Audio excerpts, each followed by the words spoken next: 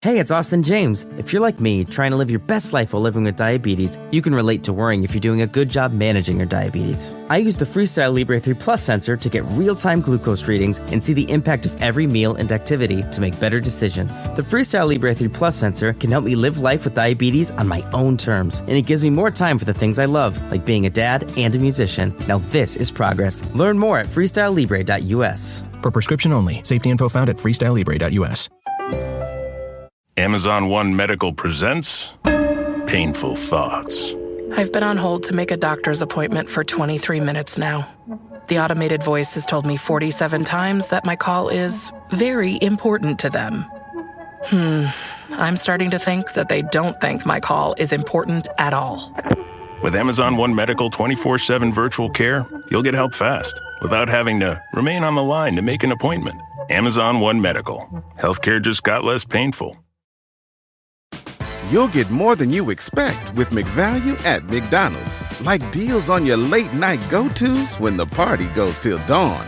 And savings on their faves. So date night always passes the vibe check. Plus, when the fam shows up for the weekend, you can show out for breakfast. Buy one breakfast sandwich, add one for $1. Only in the app. Limited time only at participating McDonald's. Valid once a day. Must opt into rewards. Ba-da-ba-ba-ba.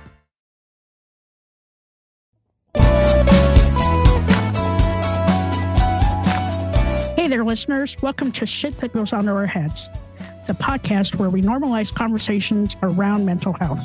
That's right. I'm Dirty Skittles, and alongside my amazing co-host, Rex, we are here to share stories and tips from our incredible guests.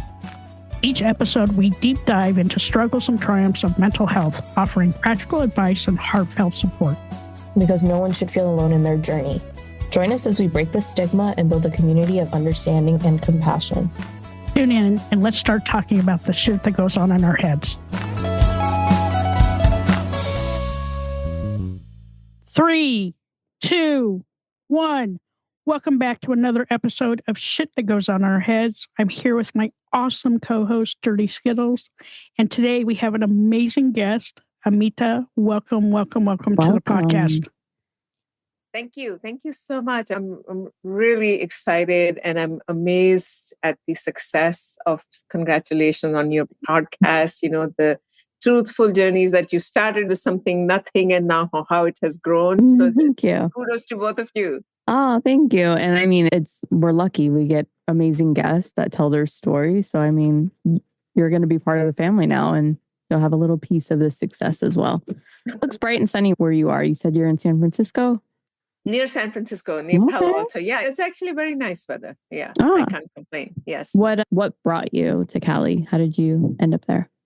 Oh, well, I actually grew up in India and I came here to study. I went to UC Berkeley and I wanted to study architecture, believe it or not. And I did.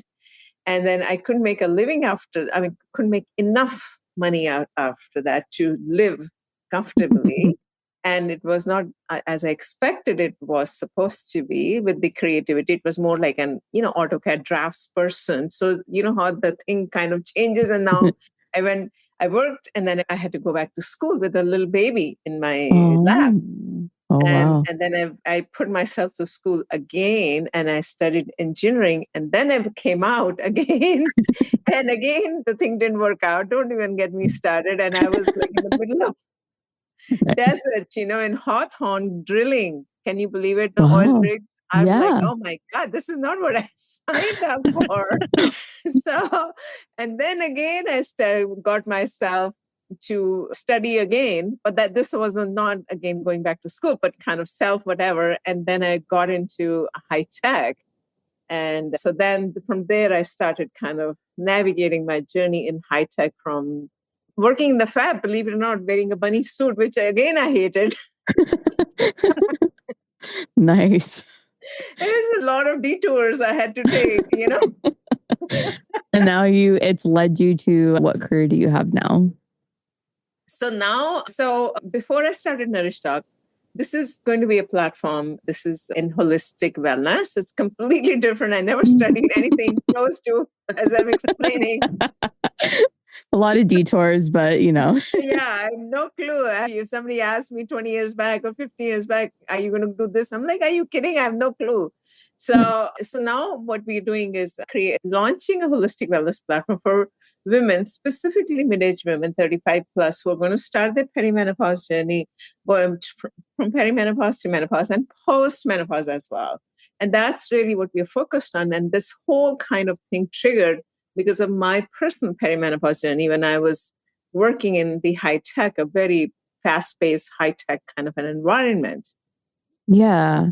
Yeah. So you're taking your personal experience and that sort of brought your passion into helping others. Was there something in particular that started for you? Like, did you have resources, I guess, when you were having these symptoms of perimenopause? No, I didn't have resources. And this was about a decade more than back, right? No, actually, at that time, I just wanted to survive, to be honest with you. I was in such a mess. It was really crazy. What was it like for you? The thing is, like now everybody's talking about menopause, right? For the last 2-3 years. But a few years back, about a decade back, and Gretchen can attest to what I'm saying, right? When you were going through menopause, perimenopause, did people talk about perimenopause, menopause? I guess thankfully for me, but not thankfully, I ended up having a hysterectomy before I even went. I think I was just starting at perimenopause, but I had like 3 very large fibroid tumors. The only way they could remove them was a full hysterectomy. So what did end up happening to me is one day I had hormones. The next day we had none. And I did 6 months of plant-based hormone therapy just to kind of take the edge off, because one day I was nice and the next day was a bitch. But for like 6 months, and then I came off of the hormone therapy. But I know I have friends right now that are going, including Dirty Skittles, that have perimenopause, and like nobody fucking talks about it. Okay, like it fucks with your head. Yeah, exactly, and that's the thing. So nobody talked about it. Even now. People don't understand perimenopause, and the strange things, I've talked to about 3,000 experts, right, or all over the world, maybe more. I've lost count now. And this is what MDs have told me, that they are not taught about perimenopause in medical schools. Can you believe that? Okay. Yeah. You are in for a ride. But that makes sense. So I'm just starting my journey, but I didn't know it. I remember going for my checkup and kind of telling the doctor everything that was going on. And she never said, well, it's perimenopause or whatever. I was at home, like Googling all these things that were going on and reading it on Google. And so I went back for the next year's checkup or whatever. And I'm like, hey, so it does say this online. Is that what I'm going through? She's like, well, yeah. And I'm like, what the why didn't you fucking tell me this a year ago? Jesus Christ. Would have been helpful, Exactly. And that's the problem. They don't tell you. And the same thing happened with me. I'm just like, I'm not sleeping at night. And in the morning, I'm like so kind of waking up with my swollen eyes and swollen face. And I have to put ice to just look halfway presentable. Right. I was like literally every night yelling at my husband, thinking that he was turning the heat up at night because he's covered in a fucking like quilt and I'm dying, sweating, couldn't sleep. God. Symptom. Same here. I needed like 3 fans, blasting at me. I bought a cooling blanket. Oh my God. The technology now. Oh my God. And then the problem is if you don't sleep well at night, then guess what? You're not focused. In the morning, you can't work properly. Mm-hmm. And the brain fog and the mood swings. And then you're just, oh my God, the whole day, you're just barely scraping by. Yes. Right? And the whole time wondering what is happening right now? Like, what is wrong with me? Exactly. And then you go to the doctor and the doctor doesn't tell you going through perimenopause. You should do XYZ. And then you're trying to figure this shit out by yourself. That's where Google comes in. Like, literally. If you're not Googling it, you're ChatGPTing it. You're like, what is going on with me? Like, how do I fix this? Yeah. Back more than about a decade back, Google didn't even have that much information on this topic. Now it's started. And that was one of the things, I'm like, I don't know where to turn to. So I started using holistic therapies. That was my introduction to Holistic Wellness 101, Oh, did it work for you right off the bat or did it take some? It tweaking. takes time, right? Because I was experimenting. Mhm. Had I known at that time, well, eat whatever, flax seeds or do this or do that, I would have been fine. But I'm experimenting by myself and I'm not able to find enough information for and first of all, I don't even know I'm going through perimenopause. That's the problem. Right. Right? If I know what to search for, I'm searching for heart health issues. I'm like, I'm barely 42 at that time. And I'm thinking, oh my God knows what kind of strange things are happening with me. So I'm searching wrong, is what I'm saying. I was searching God knows what at that time. Yeah, I feel very fortunate then that this, where we are with the world now, that I can look to resources like you and the internet. And I mean, reaching out to other women in my life who are like, yeah, that's what that is. I can't imagine not having that resource available. It is hot flashes, mood swings, feeling like crap every day. And nobody understands what's going on. I mean, like 1 minute you're nice and the next minute you just want to bite everybody's head off. I get it. That's true. That's very true. I'm actually I used to be a very quiet person, not expressing myself and keeping to myself, always trying to please others. The menopause changed me. I started expressing myself, which is great. It only took the torturous times of not knowing what was wrong with you. Exactly. To find your voice, I know. To find my voice. I had to go through this perimenopause journey to say what I feel like saying. Was that true for you or no? Oh yeah. Like I was like, well, and like for me, like I didn't have a lot of resources, right? So like the GYN surgeon that did my hysterectomy, he was a dick. All right. So he wasn't very helpful. And I had a lot of other things going on at the same time. So when I had my hysterectomy, I ended up getting MRSA and all my stitches split. Holy shit. So they had to go in and re-stitch me up. And the guy was just a jerk. Right.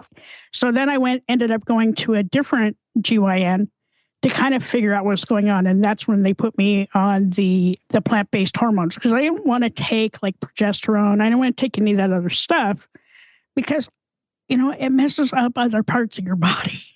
Yeah. So like plant-based hormones were the best way for me to just stabilize. And I will tell you that my wife did notice the change. It took a couple of months, but she's like, you were the biggest bitch for like months. Well, because I was hot and I felt like crap and like my hormones were all over the place. But yeah, like I feel for women that are going through that. And I just think this is such a pertinent conversation now because the number of women that are in my life that are going through perimenopause and menopause, they're like, what the fuck do I do? And I'm like, and you can tell it's like messing up their mental health, right? Yeah. Because they are so like out of whack. Yeah. Yeah. It lines up. I mean, in hindsight, realizing how bad it was, it all made sense. Like my hormones were so out of whack. I couldn't focus. And like, to your point, a lot of other things in my personal life were all happening at the same time. And if you don't know what to look out for or don't have somebody who's like, hey, maybe it's this, like even your own freaking doctor, for Christ's sakes, like it's really scary. It's super scary.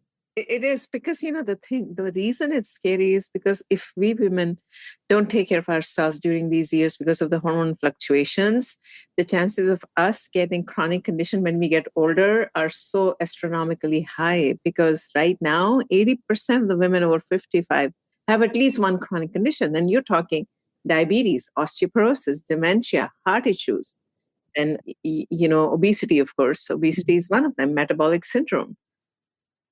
What do you do? Right. That's literally cancer too, right? So many women get breast cancer or any other cancer. So you want to be very careful because all these estrogens, sometimes estrogen dominance can mess you up. Sometimes hormonal fluctuations can mess you up. Hormonal shifts can mess you up. All those things. And like Gretchen is talking about the anxiety, the depression, mental depression, 50% of the women have anxiety and depression. I was borderline depression and I'm generally a very happy person, but I was like, I don't know what the heck is happening, all kind of dark, you go into a very dark kind of a place where it's very hard for you to come out.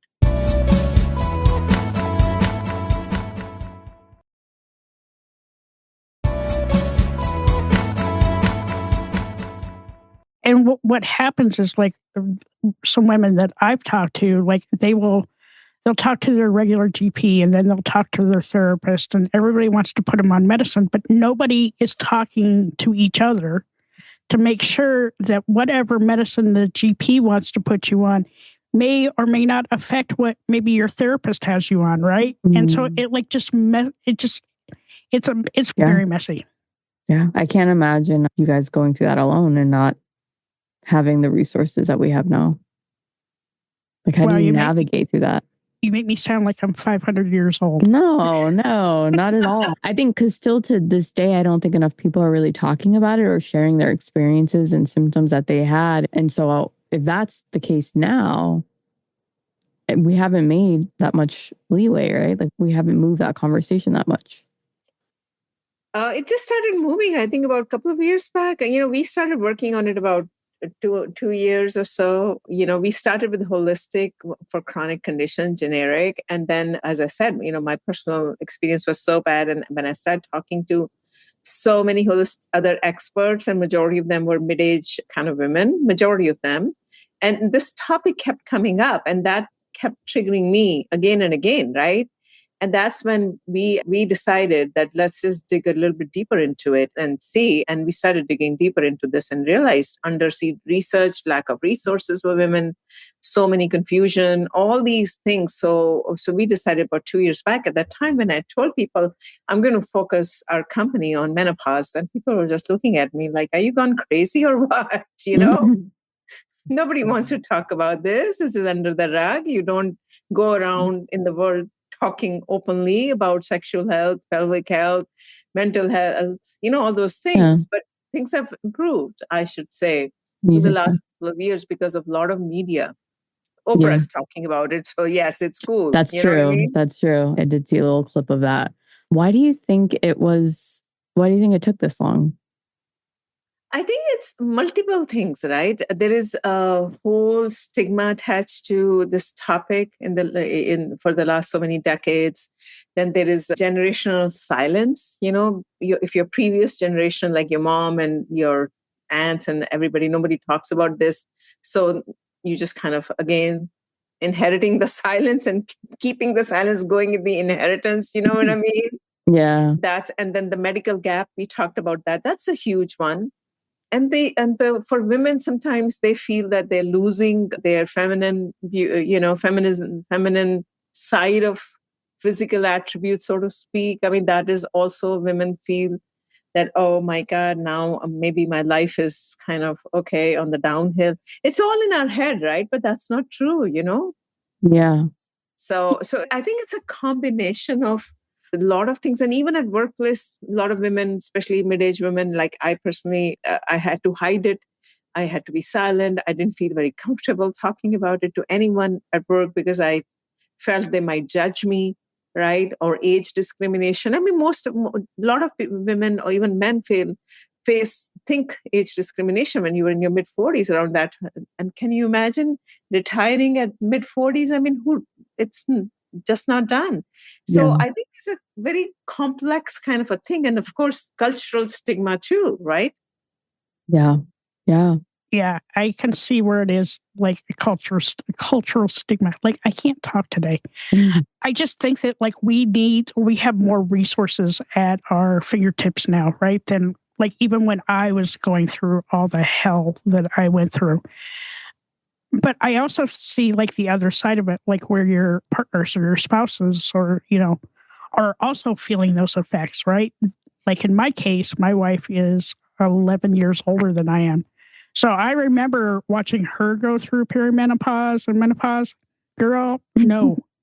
I mean, I still have some effects because of my hormone imbalance, right? I cannot tolerate heat right now.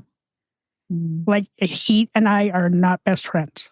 And I can find sometimes like when my emotions dip a little bit or my hormones are dipping, I get super emotional. But for like the two of you, like, girl, I'm just going to say, buckle the fuck up.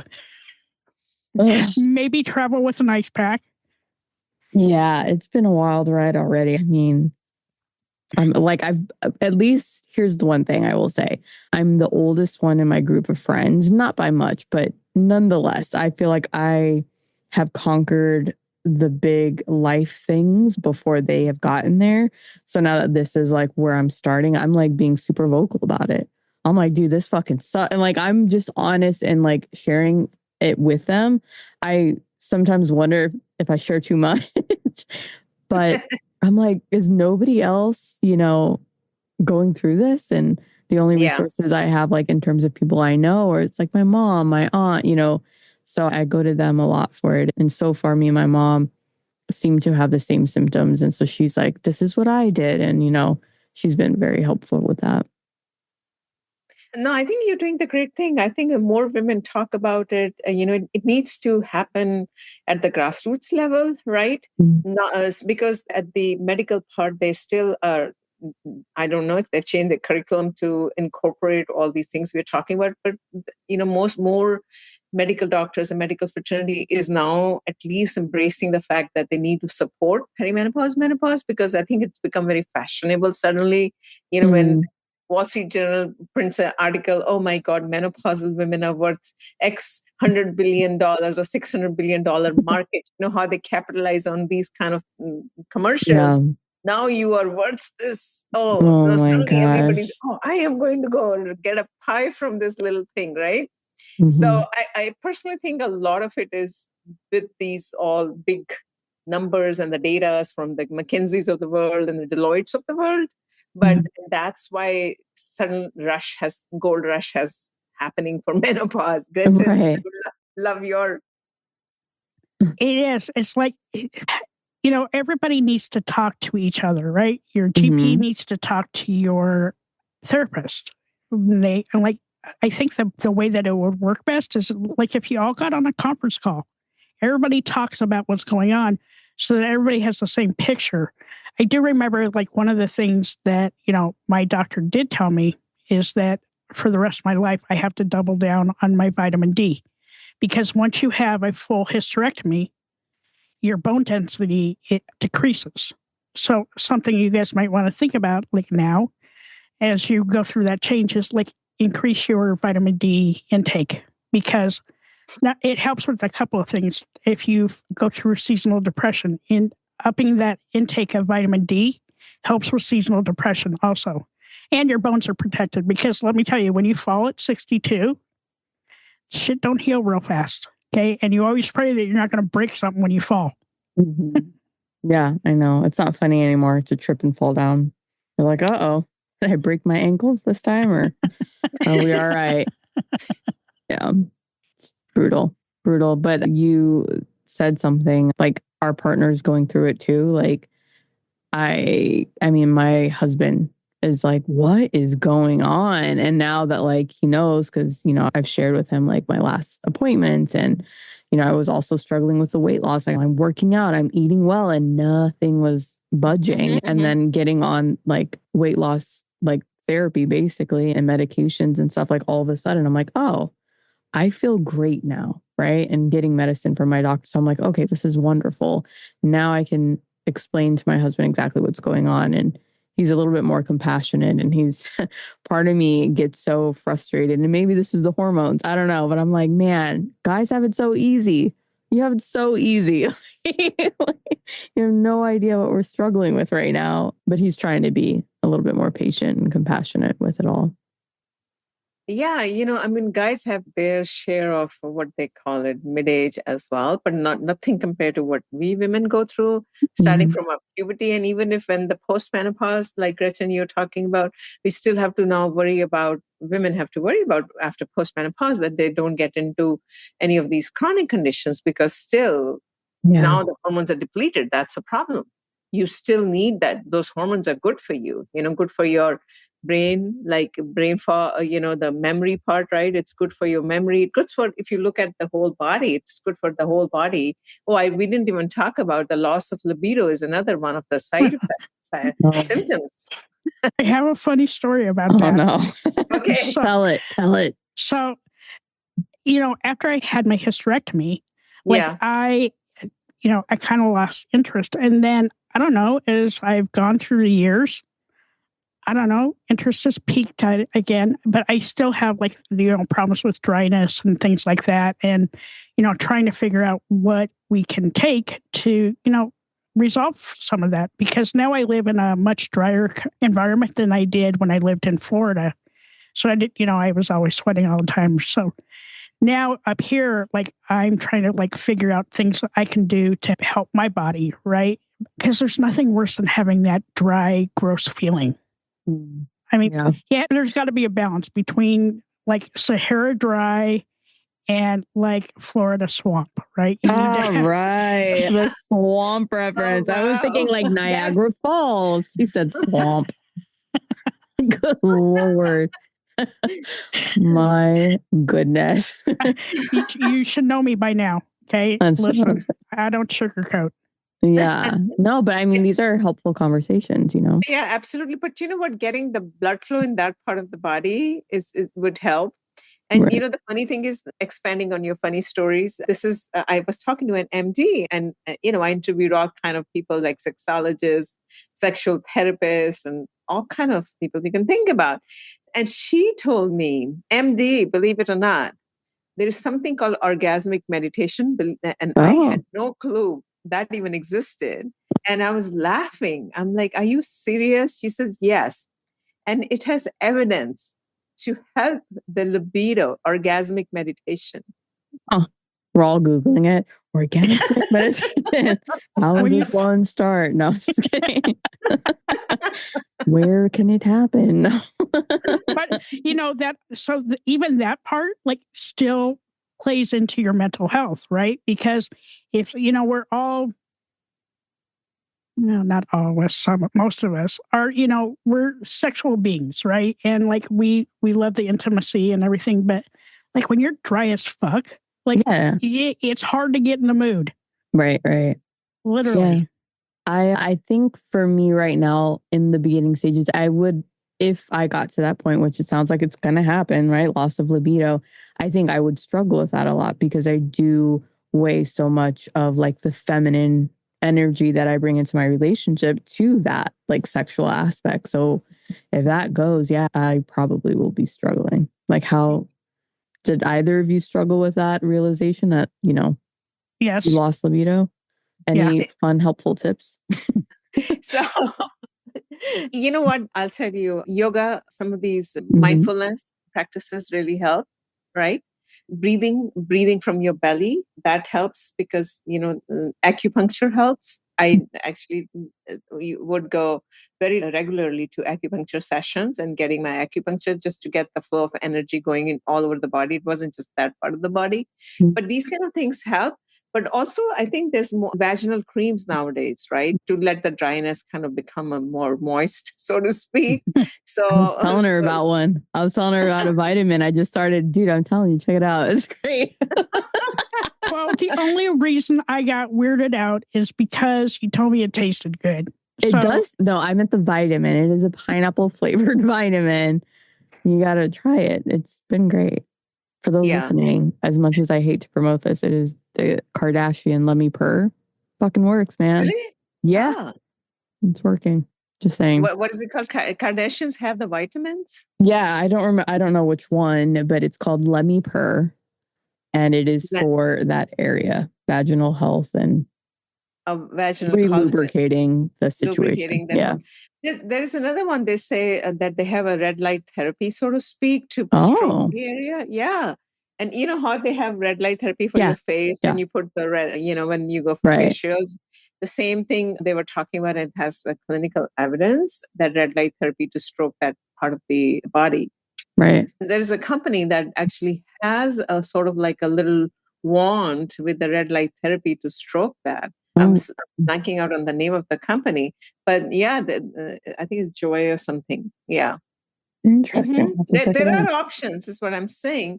I mean, one could do, but I think stress is one of the things we all need to figure out how to get the stress levels down, because if you have anxiety and depression and your gut health is bad, everything kind of circles into all over the thing, right? It's not just one thing.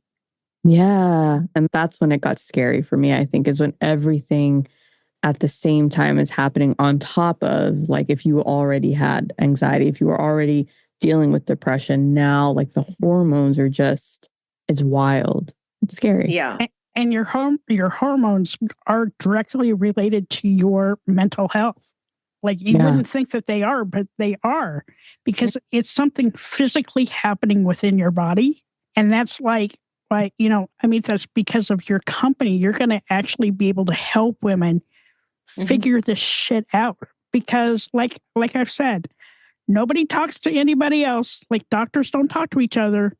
And then, there's all this misinformation. So like Dirty Skittles, you went out and Googled all that shit, right? I did. It's kind of like Googling mental health. You know, how many things came back and how much of that was relevant to what you were feeling? Right. I had to go digging and fishing and weeding out all of the craziness, but I got there. I will say something that I think really pointed me in that direction of like really digging in, researching, is that for the first time, I would say in my entire life, I couldn't get it together. Meaning like I normally, anxiety, depression, whatever I'm dealing with in life, I have a way of talking myself through that or finding the light on the other side. But when literal hormone imbalance was happening, I couldn't get it together. And I remember thinking like, something is wrong. Like something is not my normal, right? Like something is way, way off. And then it was as soon as I realized what was happening and got the buy-in from my doctor after I Googled all of my symptoms, which they tell you never to do, but I did it. I think once there was a name to it, I was like, oh, finally I can breathe a little bit and understand like, okay, now that I know what it is, how can I take steps to help with all of this? And that was very liberating. Yeah, but see, then Google is good, but the only problem is you have to dig and dig, Yes. and right, that's the problem, and you don't know which site is Right. trying to sell you and writing all Right. these long articles, right? Because that's how the Google algorithm works: is the longer you write, 2,000, 3,000 word articles, the higher it's going to put you. And even if someone else is more competent than the guy who is able to write 2,000, 3,000, Right. right? So it's actually very, it can be like you end up going to the wrong guy because he's able to figure out how to do SEO better. You know what I mean? Yeah. Yeah. That's what I found that the problem was, and I just did not know. So I started actually my treasure hunt went into the PubMed, research. I was looking into the different research that has been done for different things. What can I do? I mean, that also was a lot of digging. Oh my God, because it's like a whole, like a 10,000 acres of landmine, and you're trying to find a little, Yeah. Something that right? fits. And I think that, like, going back to what both of you guys have been going through, right? Or have gone through, and like moving on to the next phase, which is menopause, which is equally as shitty. Because I'm telling you, we get the worst raps when it comes to like Health, physical health, right? Right.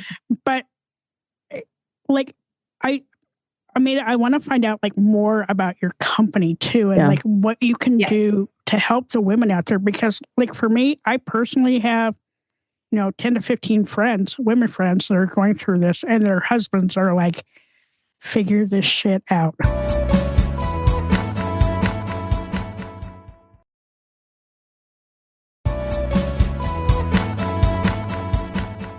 Absolutely. So, I will share with you what we are trying to do is we put together a self-care. So we put together an entire platform, the entire journey of a woman. That's not that on a very high level. Then we went back into saying, okay, every woman cannot go and spend $1,000 going through testing, going through different doctors, or sometimes dietitian and this and that. How do we normalize this whole thing so that it's like every woman can at least afford basics of what the heck is going through, right? What is going on? So the first step is self-care. In the self-care, we are giving a lot, like about 25 different programs based on the symptoms. But in this, you can understand why it's happening, what is happening, why it's happening, and how can I fix it using some dietary, using some lifestyle, using some exercises, using some other holistic therapies. So this is a complete self-serve kind of a platform. And it has a lot of content and a lot of different things. And then we go to the group guidance, so to speak, guided with the experts, where women can, we vet and curate the experts, whether it's an MD or hormone or sexologist or what have you. And they come in and women can ask questions. It could be monthly, like month 1 would be this topic, month 2 this. It could be a sort of like year kind of a thing, or whatever you want to do it. But we are going to offer every month some kind of a, go deep into a topic and have discussions around it. And then the third part is, okay, now I want to get my testing done, because without testing, I have no idea what's happening in my body. So we've partnered with some testing companies. And then based on the test, you can consult with either an integrative or a naturopathic doctor or someone who understands, and get your supplements, what you need, not necessarily gulping all the supplements, what you can find in Costco, which most of us do. And then also putting together your entire plan of whether it's a diet, whether it's a movement, or whether it's other mental health or sexual health or whatever. So that's how we've done it. So it starts with less than a cup of coffee per month. That from a cost point of view, we wanted to keep it so inexpensive that everyone can afford it. Then it progresses to a little bit higher, the guided one, it's group, it's not one-on-one. And then it goes to the one-on-one. So that's how we've done it in a stages. And also to try to help all the women wherever they are at whatever stage. So we meet them at where they are. And we're trying to bring the cultural sensitivity as well, because women of different minority groups, they experience this journey different than some of the other ethnic groups. So that is a big nuance as well. Wow. What is your site called? It's called NourishDoc. So the best is to go to www.nourishdoc.com. Nice. Yeah, I've been out there. I looked at all the resources. I was like, where the fuck was this when I was going through all my stuff? Because, there were some good hysterectomy sites, but like I could have benefited from a lot of the information that you guys provide. And it makes me mad. It makes me mad that like doctors don't want to be completely truthful with you with like what your symptoms are, because they pass it off for everything else. And like perimenopause and menopause are not bad words. Okay. Every woman's going to go through it, or sort of go through it, depending on where you are in your life. But like it's an important conversation to have.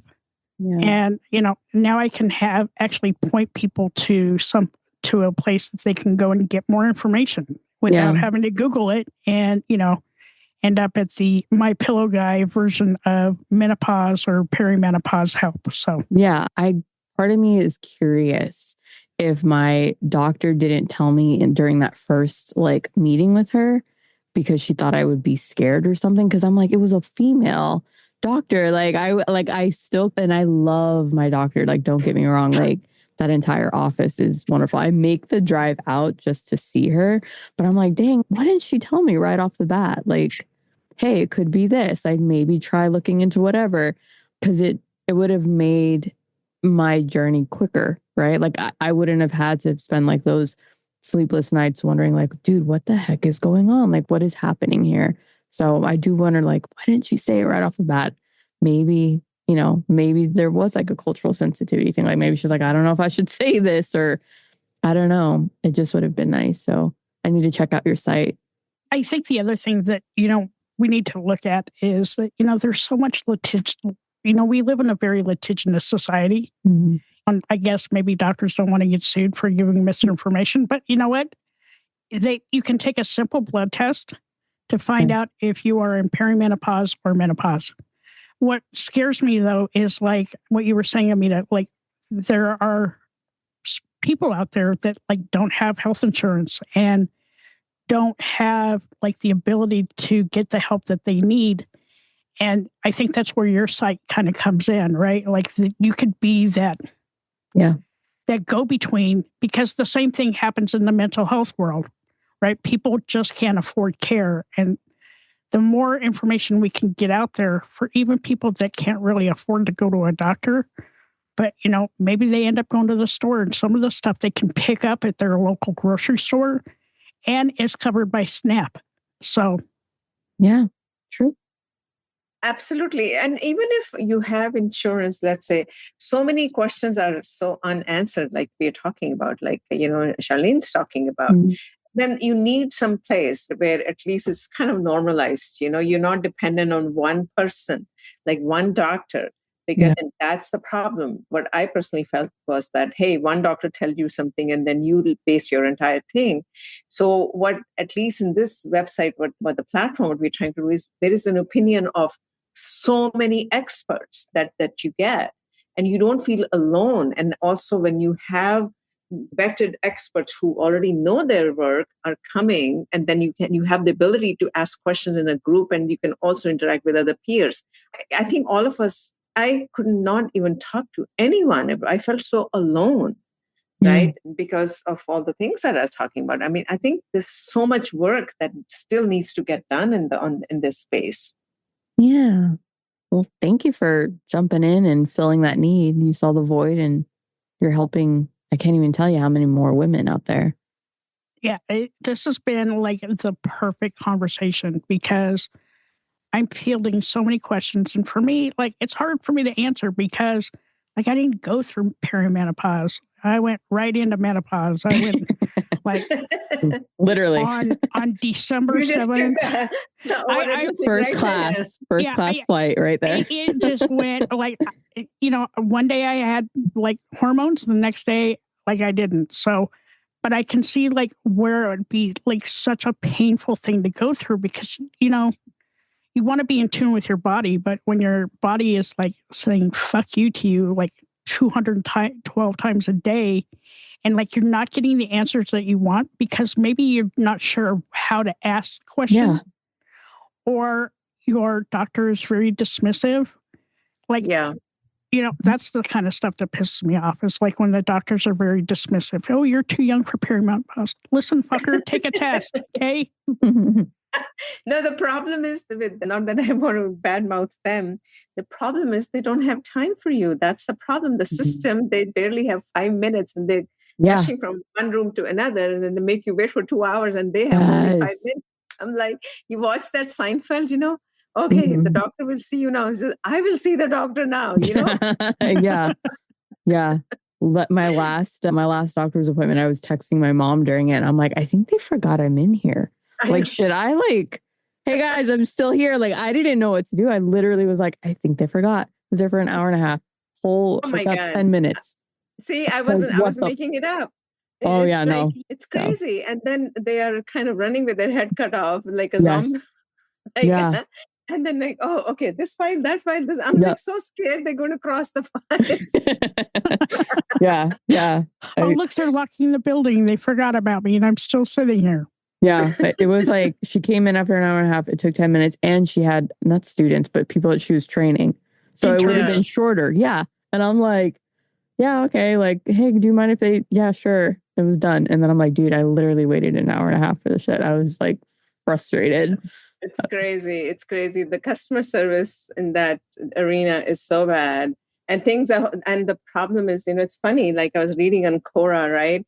And someone had written such a huge, like a 5-minute read on how the experience, like you were talking about 1.5 hours. He says, I did not think that I need to pay that doctor at all. The doctor did not deserve my money. Can you imagine? Do you remember when Domino's was like, if we don't deliver within 30 minutes, it's a free pizza? They should do that. Yeah, exactly. We're not. That's what I should get something. This whole thing in the world of same-day delivery. Yes. Yeah. We should be compensated some way. I know. Casserole dish, something. I love that. Okay, I've got some questions for you. Oh, I've been asking them of every guest, so we're going to roll with it. If you could go back in time to a younger version of yourself and give that younger version advice, what would you say? And how old are you? So, yeah, I would say that I wish I had listened to myself more. I wish I had listened to my voice. It took me decades to bring my voice out. I didn't have to go through perimenopause. My voice to be, Yeah. So I think that's what I would tell my younger self, that, I should have been more confident. I should have believed in myself more.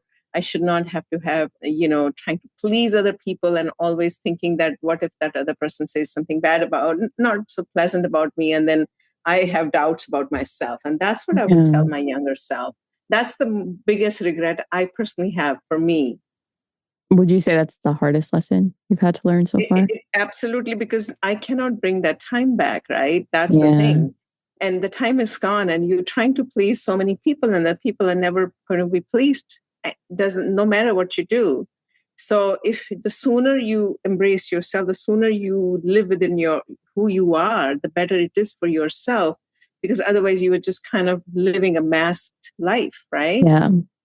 And that's what I think I did, trying to please people, trying to not be myself and trying to always say, yes, I agree, rather than going deeper into it, whether who I am, what I'm trying to do, or what should I say, all those things. Gotcha. How do you practice that now every day? Like, what do you do to make sure that you are using your voice? So I need to set some boundaries. I actually, every single day, I do write a journal of whatever has happened to me all day. I kind of want to verbalize it on a piece of paper. And then I think about it, if I have been truthful to myself or not, right? That's the base thing. I want to be truthful to me. And if let's say if there is some, confrontation and anything like that, the way I handle that is I'm not a confrontational person, so I don't confront, but I kind of go the side route, the detour, like I go around it, and I don't need to like confront, but how the river is flowing and the rock comes and the river kind of goes around the rock, right? So you can't keep beating the rock, right? Sometimes that's exactly what I feel, that you don't need to go beat a rock because that's never going to change. You, as a human being, you go around it and be polite about it and move on with your life. And that's what I practice every single day with myself. And I think that keeps me sane. And also the theory of karma, doing the right thing. Doing the right thing is important for me, very important for me. Thank you. I love that. So I have a couple of questions for you. Mm-hmm. If your anxiety had a theme song, what is it and why? Oh, my theme song would be Beat It by Michael Jackson. I love it. I think that's the most appropriate song, I think, for this Perimenopause. Beat it, yes. Yeah, beat it. So what is your favorite word? Favorite what? Work or? Favorite word. Favorite word. Yep. Resilience, I think. That's my favorite word. I love that. And what's your least favorite word? Anger. That's my least favorite word. Anger. This was such a great conversation. Thank you. Oh my God. This was so good. Thank you. Thank you. Yeah. I appreciate you sharing your experience with me, and I'm going to go check out your site. Great. And the app actually is coming out in the month of July. Ooh. Yeah. So I will definitely keep you posted when the app comes out, and, love your feedback on that. And then reach out to you guys at that time again. I would love that. And thank you so much. It's such an honor to have you on here. Thank you so much, Gretchen. And thank you. Have a great evening. Hi, all. Thank you so much for listening to this episode. I'm G-Rex. And I'm Dirty Skittles. Don't forget to subscribe, rate, and review this podcast. We'd love to listen to your feedback. We can't do this without you guys. It's okay to be not okay. Just make sure you're talking to someone.